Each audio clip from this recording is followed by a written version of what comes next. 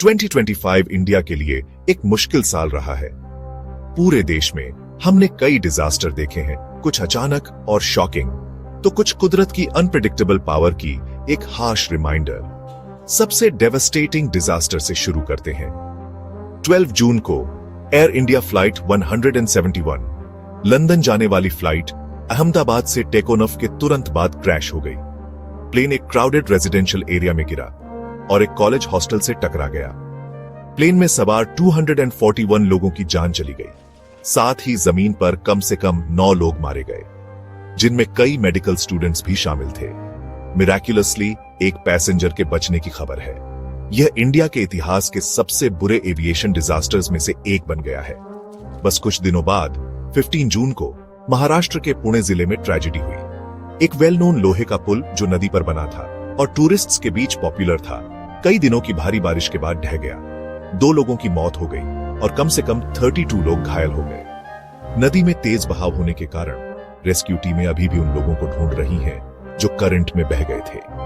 साल की शुरुआत में जनवरी में प्रयागराज में महाकुंभ मेला में केओस हो गया। मौनी अमावस्या की सेक्रेड मॉर्निंग पर त्रिवेणी संगम घाट्स पर एक डेडली स्टैम्पीड हो गई। इस भगदड़ में 15 लोगों की जान चली गई। एक्सट्रीम वेदर ने भी बहुत नुकसान पहुंचाया है।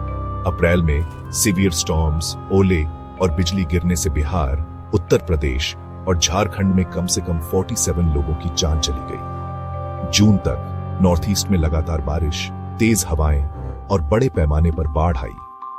असम, अरुणाचल प्रदेश और मणिपुर जैसे राज्यों में लैंडस्लाइड्स और थंडरस्टॉर्म्स हुए, जिसमें कम से कम 42 लोगों के मरने और हजारों के विस्थापित होने की खबरें हैं, खासकर असम में। लोकसभा में पेश किए गए सरकारी आंकड़ों के अनुसार 2024 से 2025 की शुरुआत तक अलग अलग नेचुरल डिजास्टर्स में लगभग 3000 लोगों की मौत हुई है।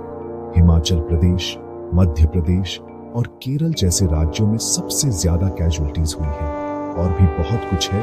बेंगलुरु और दिल्ली में क्राउड स्टैम्पीड्स, गुजरात की फैक्ट्रीज में आग और गुलजार हाउस में भी आग, केरल के कोस्ट से दूर एक कंटेनर शिप में आग और ऑयल स्पिल, जैलगांव में एक ट्रेन एक्सीडेंट और तेलंगाना में एक tunnel collapse.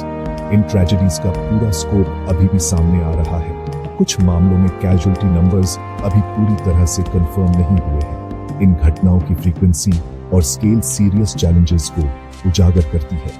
Disaster preparedness, infrastructure safety और एक्सट्रीम वेदर का बढ़ता इम्पैक्ट ऐसे मुद्दे हैं जिन्हें इंडिया इग्नोर नहीं कर सकता।